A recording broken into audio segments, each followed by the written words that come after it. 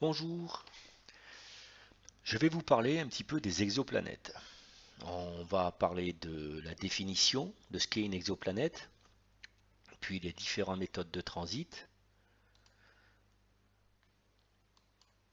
pour ensuite parler un petit peu de la zone habitable et on va déduire aussi, avec les informations que nous avons récoltées, qu'est-ce qu'on peut déduire d'un transit. Alors, la définition d'une exoplanète, c'est une planète située en dehors du système solaire tournant autour de son étoile.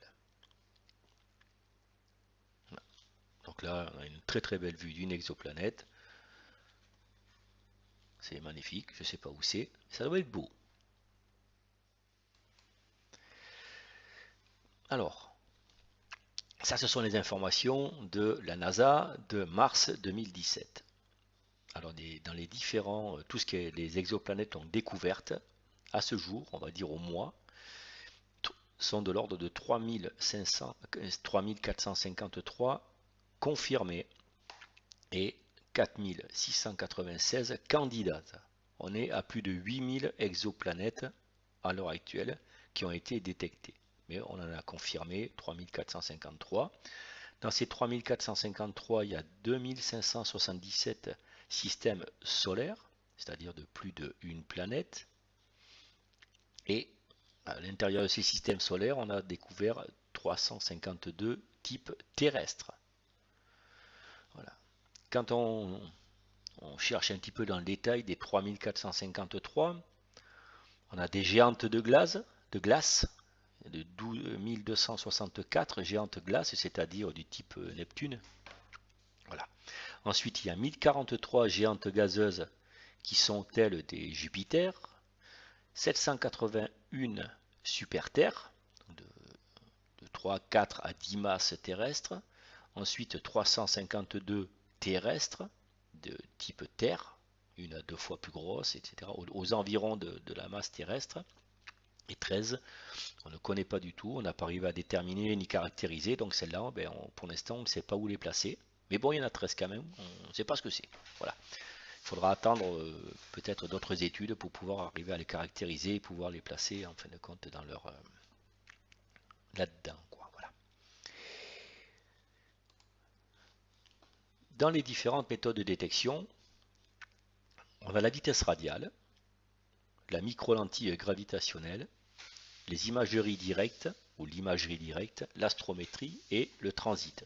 Alors j'ai marqué pour les amateurs, tout simplement que c'est vrai que c'est avec ce système-là, hop, j'aurais pas dû, je reviens, c'est par le système du transit que les amateurs peuvent faire, qui s'appelle détecter en fin de compte le passage de planètes autour d'autres étoiles. Alors par vitesse radiale, des amateurs ont fait les essais, je crois qu'il y a Christian Build qui a fait un transit ou deux, je sais un transit c'est sûr, par, par spectro. Voilà. Mais bon, la majorité des amateurs avec des tubes de 130, 140 jusqu'à 200, 300, 400, 500, on peut faire du transit. Donc je vais vous en parler. Alors, les différentes méthodes qui ont été utilisées pour faire ces détections et ces validations. Il y en a 78,4 qui ont été détectés par transit. Ensuite, il y a 18% qui ont été détectés par vitesse radiale, 1,3 par micro-lentille gravitationnelle et 1,3% par l'imagerie directe. Alors on va parler du transit.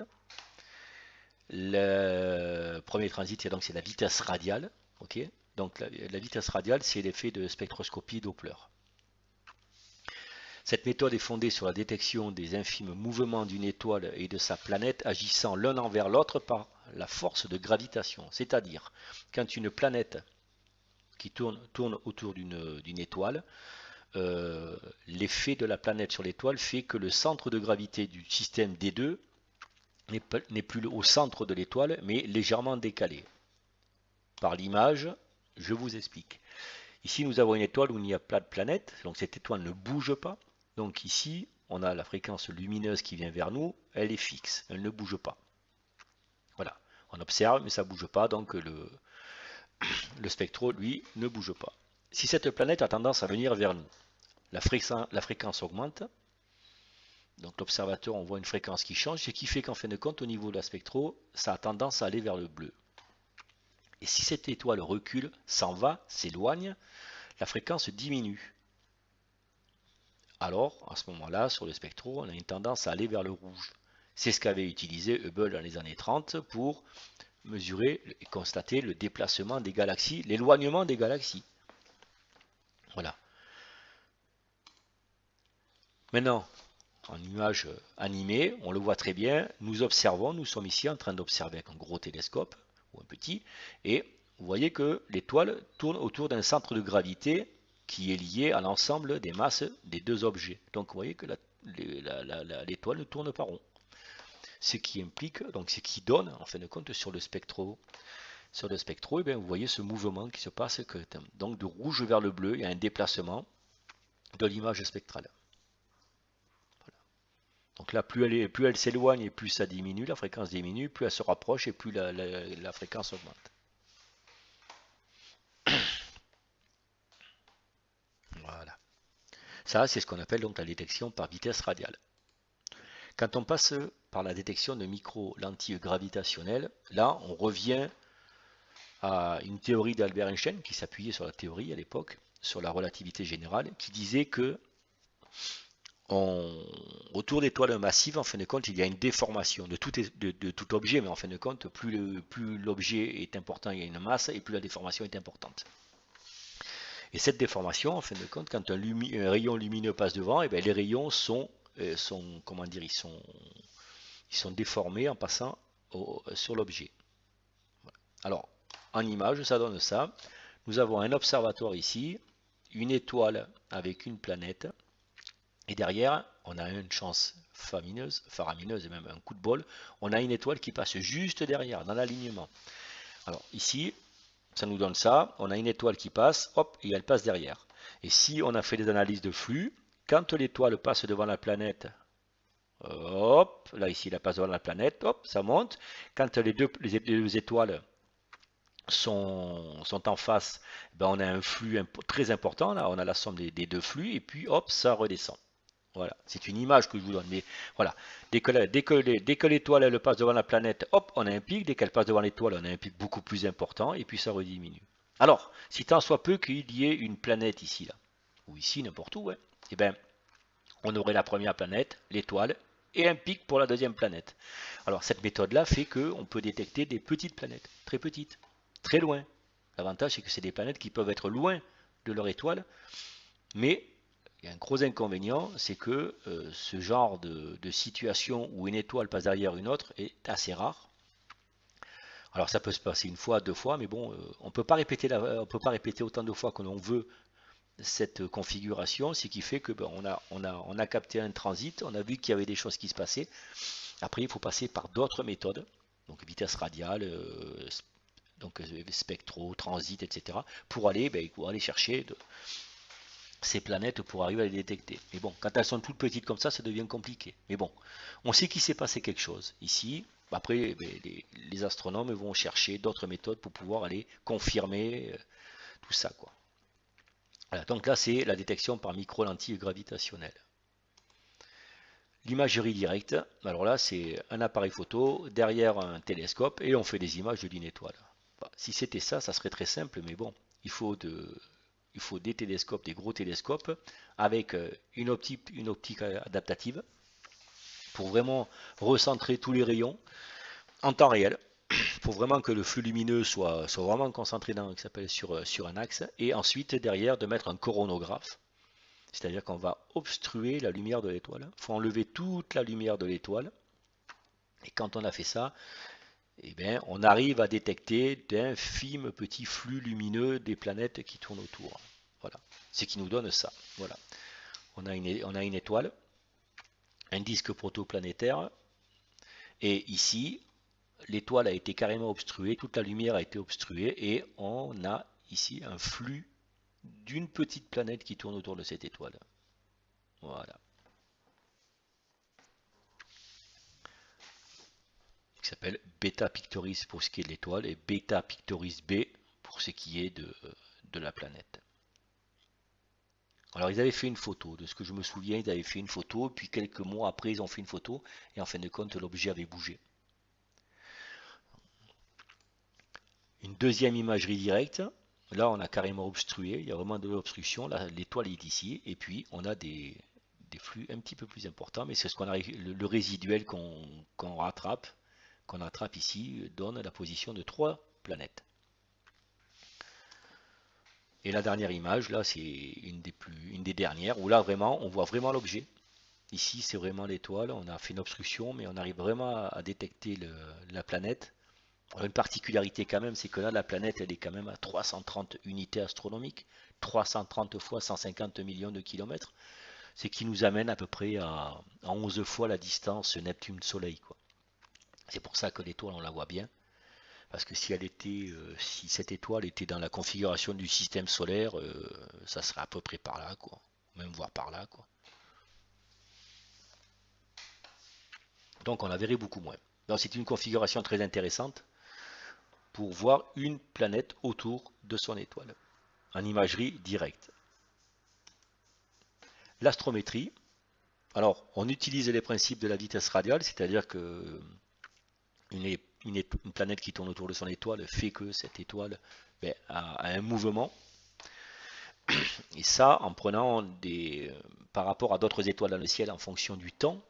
Donc on va prendre des références et on va analyser la trajectoire de celle-ci pour voir si elle bouge. Donc on va mesurer le déplacement de cette étoile et on va voir si elle a des mouvements dans ce style-là. C'est-à-dire qu'en fin de compte, on a une étoile de référence et une étoile. C'est-à-dire que si une planète tourne autour, comme ça, voilà, ça nous donnera cet effet-là.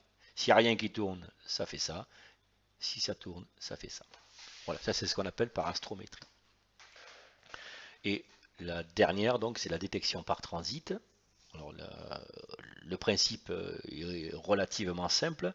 On fait des photos, on mesure l'intensité lumineuse d'une étoile, et ensuite on attend que passe devant cette étoile une exoplanète. Donc une planète va tourner. Et le fait qu'une planète passe devant une étoile, son intensité lumineuse va baisser. Infime, c'est très infime, mais elle va baisser. Et à l'heure actuelle, on a les moyens techniques, même les amateurs ont les moyens techniques de pouvoir analyser et de pouvoir capter cette baisse de luminosité. Avec des CCD assez performantes, mais qui restent dans le niveau amateur et accessibles aux amateurs et des télescopes, on peut partir. Il y a des transits qui ont été faits avec des lunettes en 140. Un C8 peut faire de beaux transits, et plus vous montez évidemment sur les diamètres, et plus vous pourrez faire des transits en profondeur, c'est-à-dire des petits transits d'étoiles, de planètes plus petites. Et voilà. Donc ça se passe comment? Tout simplement, on fait des photos pendant X temps, on mesure le flux constant de l'étoile, un flux constant entre guillemets, parce qu'il y a quand même l'atmosphère qui nous gêne. Hein. Et puis, quand la planète va arriver devant, et hop, on va commencer à voir, voilà, quand elle va passer, on a une baisse de luminosité, ça c'est quand elle est au centre de l'étoile, et puis elle va repasser vers le bord, et puis le flux réaugmente, et puis voilà, on a un transit complet.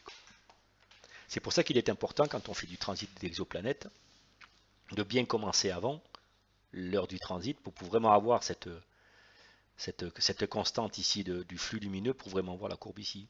Voilà. Donc ça, c'est la détection par transit. Là, vous voyez qu'on a une baisse qui s'appelle, on a une diminution de 0,02025 magnitude.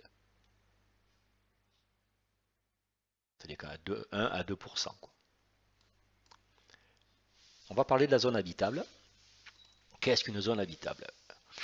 Alors les scientifiques ont déterminé, en prenant comme référence la Terre et le Soleil, ici, donc 1, la référence 1, c'est notre Soleil, et la distance des planètes qui tournent autour de notre Soleil. Ici, bon, on sait par expérience que la Terre est dans une zone habitable, puisque d'une manière nous vivons dans une zone habitable, puisque nous y habitons. Donc ils ont dit, voilà, pour à telle distance ici, par rapport à telle masse, une planète est habitable. Donc par extrapolation, évidemment, plus la planète est grosse, plus il faut reculer, parce qu'elle est plus grosse, donc elle est plus chaude, donc il faut reculer, et plus elle est petite, donc elle est un petit peu plus froide, donc il faut se rapprocher de son étoile. Donc on va dire qu'à 0,5 masse solaire, eh bien, il faut se rapprocher de 0,1 unité astronomique. Une unité astronomique, c'est 150 millions de kilomètres. Donc, eh bien, 0,1, c'est 15 millions de kilomètres. Voilà. Donc, eh bien, plus on a une étoile petite, et plus il faut se rapprocher de son étoile. Voilà. Donc, vous voyez que autour de cette étoile-là, ici, eh ben, cette étoile-là qui est de 0,5 masse solaire, eh ben, ça serait Mercure qui serait dans une zone habitable. Et si on est ici, on est entre 0,5 et 1, donc à 0,75, eh ben, ça serait Vénus qui serait dans la zone habitable. Et Vénus a une atmosphère et tout, et peut-être peut-être que l'eau serait restée, et peut-être en fin de compte, il y aurait un océan sur Vénus si elle était autour d'une étoile, une étoile qui s'appelle de 75% de la masse solaire, etc., etc., etc. Et puis là, on va dire qu'à à deux masses de Soleil, eh ben c'est Vénus, excusez-moi, c'est Mars qui serait peut-être dans la entre 5 et 2, eh ben, ce serait Mars qui serait habitable. Voilà. Et puis après donc là, on rentre dans les gazeuses. Quand je dis habitable, il faut que ce soit des planètes telluriques, c'est-à-dire des planètes en pierre. Parce que si c'est des gazeuses, je vois pas qu'est-ce qui pourrait aller vivre dessus. Mais bon, il faut s'attendre à tout. Mais là, pour l'instant, on va parler de ce qu'on connaît, c'est-à-dire qu'on sait que la vie, elle est sur du tellurique, des planètes telluriques. Alors, les zones habitables, en référence toujours 1 avec le système solaire, Mercure, Vénus, la Terre, Mars, Jupiter, et Gliese 581 qui est à peu près la moitié de la masse du Soleil, et qui est un système solaire, un système planétaire avec 6 planètes. Et, au miracle, il en a une qui, quand on a vu la courbe tout à l'heure, cette fameuse courbe de la zone habitable, et bien voilà, et bien la planète G, qui se nomme G, serait peut-être potentiellement habitable, ou du moins dans la zone habitable. Maintenant, après, il faut la caractériser, d'aller voir en fin de compte s'il y a une atmosphère, si dans cette atmosphère il y a de l'oxygène, les différents gaz et voir des molécules d'eau. Voilà. Donc ça c'est aussi aux astronomes d'aller caractériser cette planète. Ça sera un petit peu plus compliqué, mais bon, ils vont y arriver pour savoir si elle a une atmosphère et si dans cette atmosphère il y a les différents éléments qui mènent à avoir de l'eau liquide, etc. etc. quoi. Voilà. Ensuite, une fois qu'on a des transits et qu'on a déduit avec la photométrie, donc on a fait des photos et puis voilà, et puis on en a fait une. Alors, avec ce type de détection, il est très puissant car il permet de déduire plusieurs paramètres fondamentaux. Donc, par photométrie, on détermine la période orbitale, l'inclinaison du plan orbital et surtout le rapport des rayons de la planète et de l'étoile. Et là-dessus, on peut déduire la profondeur de profondeur du transit. Après tout ça, eh bien, avec la combinaison de la masse de la planète mesurée par la vitesse radiale avec les masses et tailles de l'étoile obtenue, alors évidemment d'après son type spectral, ça donne alors le rayon puis la densité de l'étoile. Voilà.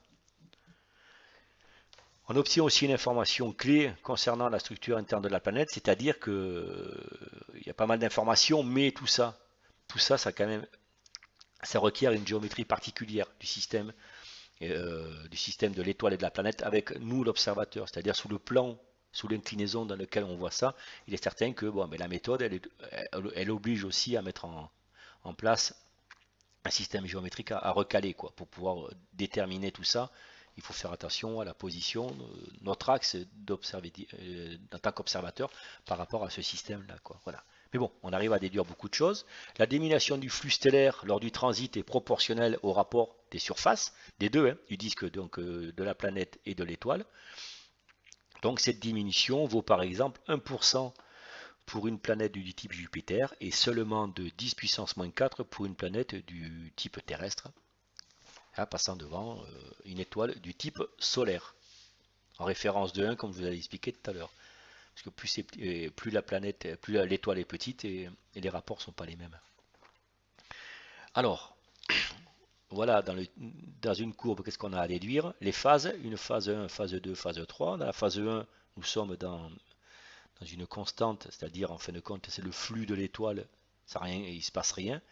S'il y a des fluctuations, et vous en verrez dans vos courbes, c'est plutôt atmosphérique et matériel, plus qu'autre chose que l'étoile, quoi.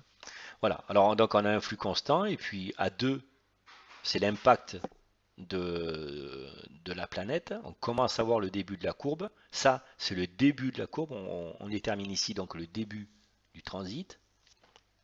Ensuite, au milieu, quand la courbe est au plus bas, au plus profond, ben, c'est le milieu du transit. Et puis après, quand elle va commencer à retourner vers le bord, et ben, on va remonter. Et puis ici, en phase 4 qu'on aurait pu mettre, ici, là se trouve la sortie donc de la planète. Et là, c'est la fin du transit. Donc ici, ben, ça nous donne la date du transit. Au centre, là, on peut déterminer, c'est la date du transit, et ça, c'est la profondeur, ce qu'on appelle le DPTH, c'est la profondeur du transit. Donc, c'est la baisse de luminosité, quoi. Donc, on a la durée, on a la période orbitale. Avec ça, on peut déterminer la période orbitale, l'inclinaison du plan orbital, et surtout le rapport des rayons de la planète et de l'étoile. Je vais vous dire un petit peu après, ça nous amène à quoi? Alors, ici, la forme de la courbe va nous donner sa position, donc le rapport qu'il y a entre nous et l'objet, donc c'est sur le plan orbital, l'inclinaison sur le plan orbital. Voilà, donc ici, voilà, la forme des courbes vous indique à peu près la position de la planète et de son étoile par rapport à nous, quoi, voilà. Et pour finir, qu'est-ce qu'on déduit d'un transit? Par spectro, ben, on arrive à déterminer la masse et l'excentricité de la planète. La profondeur du transit, qui s'appelle le rayon de la planète sur le rayon de l'étoile carré, connaissant le rayon de l'étoile, on déduit le rayon de la planète, donc sa taille et son volume. On a la masse et on connaît, donc quand on connaît la masse, on apprend, et le volume ici, on apprend la densité de la planète. Voilà, ici on arrive à déterminer le volume, ici on a déterminé la masse. Avec les deux, on a la densité de la planète. On connaît la masse de l'étoile et la masse de la planète maintenant. Avec la troisième loi de Kepler, donc on est renseigné, on peut déterminer la distance de la planète. Là, je marque orbite circulaire, évidemment.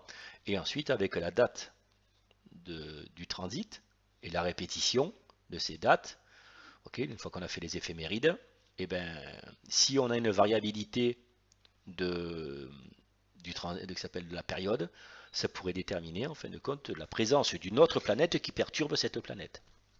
Voilà, donc à chercher pour pouvoir peut-être déterminer s'il n'y a pas une autre planète à détecter et à découvrir. Voilà, je vous ai dit pas mal d'informations sur ce qui est les planètes, les transits, les différentes méthodes et puis quelques cas d'édiction.